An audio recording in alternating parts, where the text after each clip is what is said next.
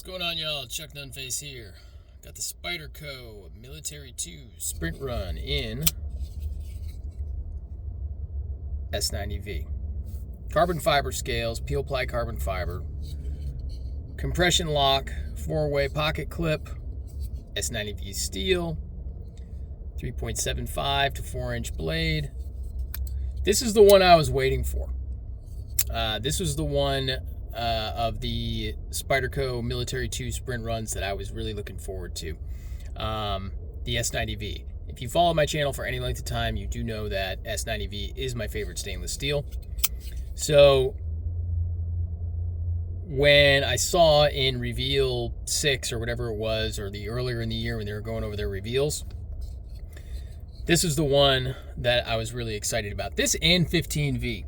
Now, the 15V is one with that triple B, Big Brown Bear, heat treat protocol and everything else, 15V steel. Definitely one that I would like to check out as well. That should be coming down the pike pretty soon here, I think. But, you know, the S90V was definitely up there on the list as well. Now, yesterday I did an unboxing video, and I hadn't published it. And so, if you're watching this video, I decided not to publish the unboxing video, and I decided to publish this one instead.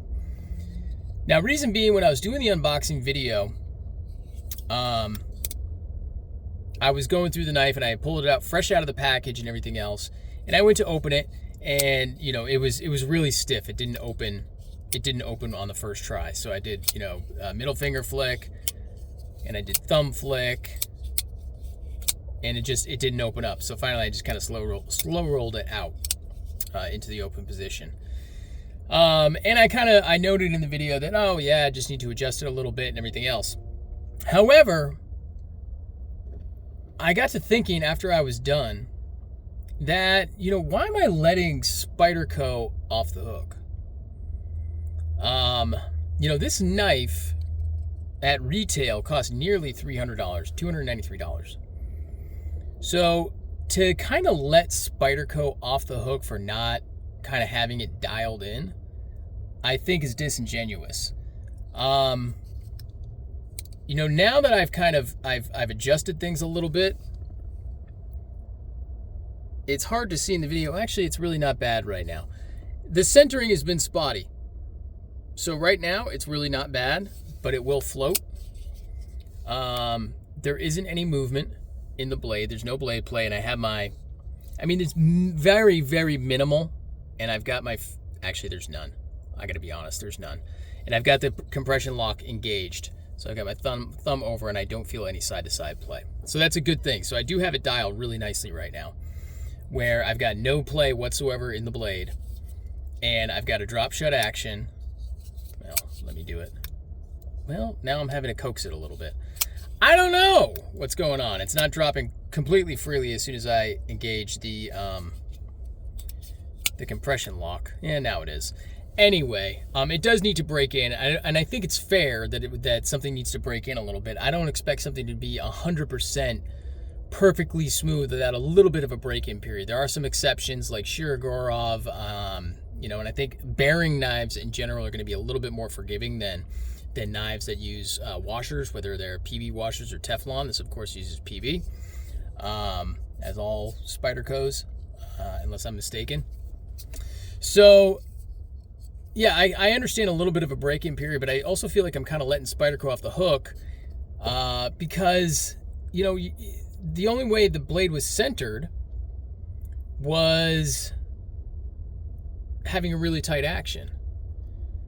And so I think they need to spend a little bit more time getting their knives dialed in. You really shouldn't have to adjust the knife and tinker with the knife and everything else in order to get the action the way it should be on a compression lock Spyderco. We all know, having owned multiple, most people who are watching my video have probably owned, at least handled, if not owned, a PM2 or a Para 3. They're pretty familiar with, you know, the military line and how they're supposed to feel and how they're supposed to work and how the actions are on them. The actions are they're really very good. You know, if you're a fidgeter, this is a great fidget knife. the compression lock Spydercos. I mean, they do really well in that regard. However, you know, these aren't $200 knives. These aren't $180 knives or anything like that. This retail is nearly $300 for this sprint run. Plus the fact that it's a sprint run, and sprint runs used to have a little bit more prestige, and they were, you know, it always seemed, you know, maybe it's true or not true, it could just be perception. It always seemed like there was a little bit more time taken with the sprint runs, and they seem to kind of come to you, the end user, a little bit more dialed in than, say, you know, the Black G10 version, or, you know, just a different version that's in regular production. The sprints always seemed, at least to me, your mileage may vary, your experience may be different than mine, but it always seemed, at least, that the sprint run Spydercos were just a little bit more dialed in than the regular production models. And frankly, they should be. They should be, because they're more limited. They're limited to, I think a sprint run is 1,200 pieces. So they're a limited amount that you can actually get. And, you know, it seemed like they put a little bit more time into the fit and finish and just tuning them and dialing them in and everything else. You know, and now, I mean, prices have just gone up. I mean, Spyderco is known to do about an 8% price jump on an annual basis. That's what they kind of do every year. You know, at least they're transparent about it. But we're still just looking at it. 2 slabs of Peel Ply CF, which is nice. I mean, I enjoy this kind of the way Spyderco does the Peel Ply CF. I do enjoy it. It looks nice. It feels nice in the hand. I like it. I'm a fan. You know, they've got it's just 2 slabs of Peel Ply CF. It's got stamped liners. You know, these aren't machined, milled liners, anything like that. It's stamped spoon clip. You know, I'm sure they do their own hardware, but they've got that, you know, buckets of that stuff, I'm sure, if they just kind of crank it out. And then, you know, a blade. Now, granted, yeah, it's S90V. It's got a little bit of a higher price point, but than your standard, you know, S30V or S45 that they're using right now. But, you know, I would expect it just to be a little bit more dialed in, you know, when you take the knife out of the box, aside from a minimal period of break-in, because, I mean, let's face it, these knives really aren't known for super tight tolerances. Generally speaking, Spydercos are going to have a little slop in them. They're not super tight tolerance knives. They're not precision machined parts. They're press fit, not press fit. That's not the term I'm looking for. They kind of stamp out their parts, and they've got their washers that they cut, and you know, the washer size doesn't matter as much. Now, granted, of course, you can't be super thick or super thin, but they use washers that will work within the knife without too much to do or a big production about it. They use washers that are just going to kind of make the knife work. You know, they're not highly precise machining processes that would go into, you know, like a small batch production or something like that. So I think it's kind of annoying that you really have to kind of tinker with this in order to get it to work the way it wants. And when you do, you know, just loosening the pivot, that's not going to do it. You do have to kind of make some other adjustments throughout the knife. And moving the pocket clip actually does help, moving it into a tip up position rather than the tip down that it comes with stock. And, you know, but it's still not centered. I mean, boo-hoo. But yeah, it's not centered. It functions perfectly. But you'd like it to be centered without it being a big process to get it there. Now, you might be saying, and possibly rightfully so, well, you know, Chuck, you just talked about in a couple of different videos about your Medford Marauders, and how those, you know, you adjusted those. Well, that was a matter of preference. You know, I did tinker with the actions on these. I did flex the lock bar over a little bit on this Medford Marauder and the other one that I have. But that was a matter of preference because I was chasing a certain feeling within the action. It functioned perfectly fine. It was dead nut center. There was no blade play. It wasn't a matter of having to make it issue-free, for lack of a better term, because I can't really think of a better term right now. It was just a matter of preference. So I'm like I said, I'm chasing a certain type of feel in the action, a certain type of hydraulicness. That's not a word, but I think you can kind of understand what I'm meaning. It was just a certain type of feeling in hand when I deployed the blade and when I closed the blade that I was looking for. So I made adjustments to get what I wanted.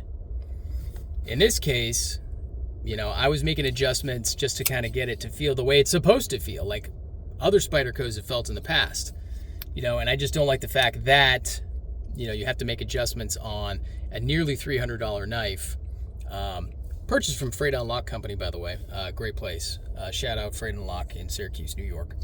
I just think Spyderco, I think they could stand to do a better job in their fit and finish on getting the final product to the end user. So let me know what you think in the comments. Am I being a little overly dramatic? Am I out of line in my thought process? Or, what do you think? Do you agree? You disagree? But yeah, I appreciate you checking out the video. I appreciate you, if you want to drop a like, that's certainly appreciated as well. Share this video out there, turn on the notifications, all that sort of stuff. Subscribing to the channel definitely helps out, in the long run. So yeah, Spyderco S90V, it was definitely one I was looking for. Glad I got it.